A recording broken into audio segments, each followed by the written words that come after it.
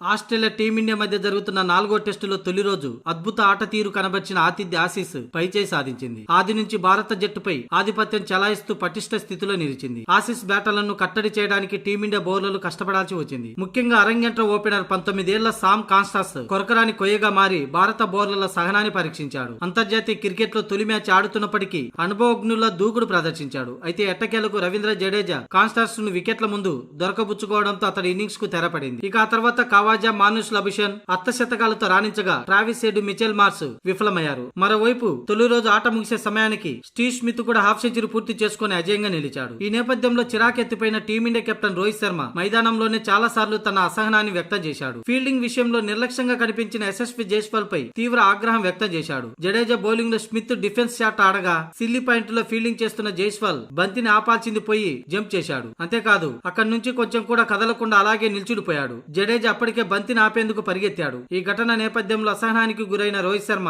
ఏయ్ జేసు, ఇక్కడ ఏమైనా గిల్లి క్రికెట్ ఆడుతున్నావా? బ్యాటర్ బంతిని టచ్ చేసేంత వరకు నీ పొజిషన్ లోనే ఉండు, కింద కూర్చున్నట్లుగానే ఉండు, అంతేగాని నిలబడేందుకు ప్రయత్నించకు అంటూ చివాట్లు పెట్టాడు రోహిత్ శర్మ. ఇందుకు సంబంధించిన వీడియో వైరల్ అవుతుంది. కాగా తొలి రోజు 86 ఓవర్ల ఆటలో 6 వికెట్ల నష్టానికి ఆస్ట్రేలియా 311 పరుగులు చేసింది.